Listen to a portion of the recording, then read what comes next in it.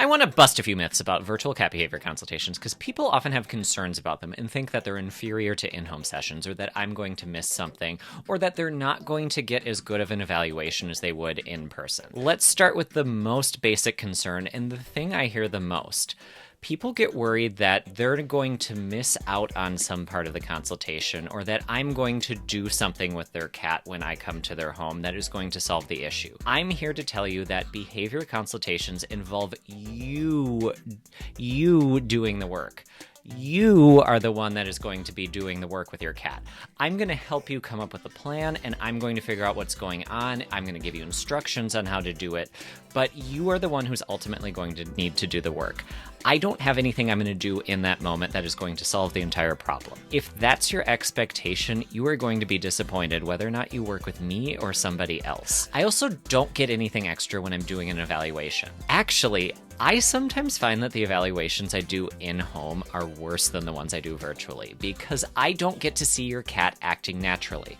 Me showing up is going to involve your cat behaving differently than they would with you.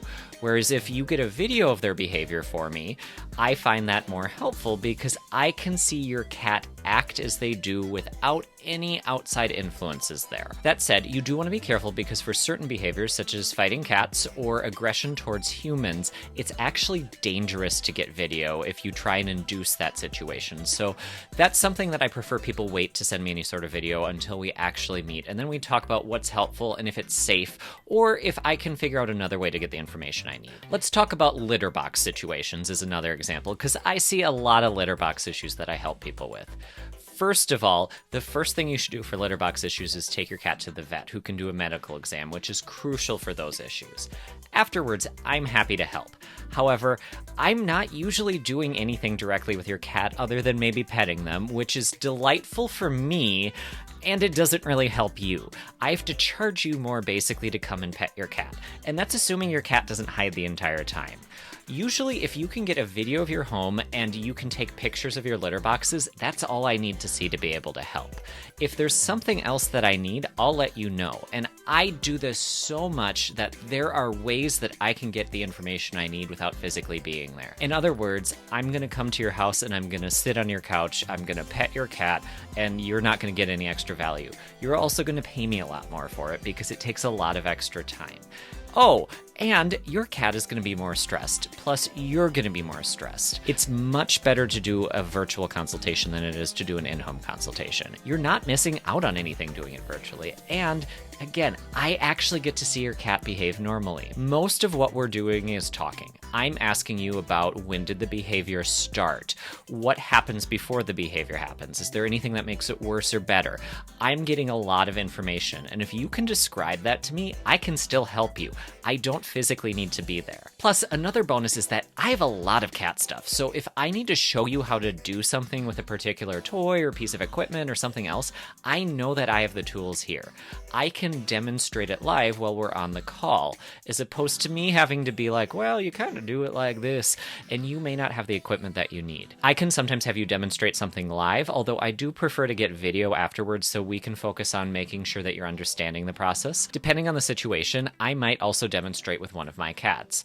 They're, one, adorable, and two, predictable to me because I know how they're going to behave. I know what my cats do in certain situations. I get to show you a successful outcome, so then you know what you're shooting for. I switched from offering both in-home sessions and virtual sessions to mostly virtual sessions, and I noticed a huge improvement in the outcomes for my clients as soon as I did that. It's less stressful on you, it's less stressful on me, and it's less stressful on your cats. Oh, speaking of stress on your cats, sometimes when I've shown up before, their cats have been so stressed out that it actually worsened the problem that I was there to help with.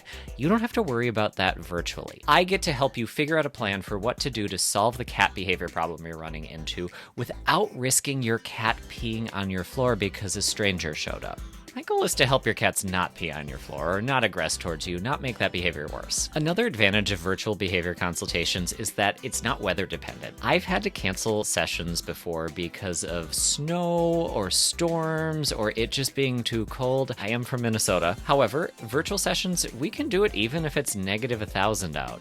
Actually, if it's -1,000 out, the power lines have probably frozen and we can't meet. But then we have bigger issues too. If you're outside of Minnesota, doing a virtual behavior consultation allows you access to an expert who may not live near you. That gives you a chance to meet with someone who can help you and your cats, but you don't have to worry about paying for a plane ticket and hotel and room service. I definitely would need room service. I like snacks. Hopefully by now you are on team virtual because virtual is the better way to go. Virtual behavior consultations are less stress for your cats. They cost you less while giving you better results. Why would you pay more for something inferior? You're not going to get an advantage in the extreme majority of cases by having someone come out for an in-home session. That said, there are a few situations where they do make sense. They are follow-up sessions and they are for human-directed aggression. Those are the only situations where I have found that an in-home session sometimes is helpful.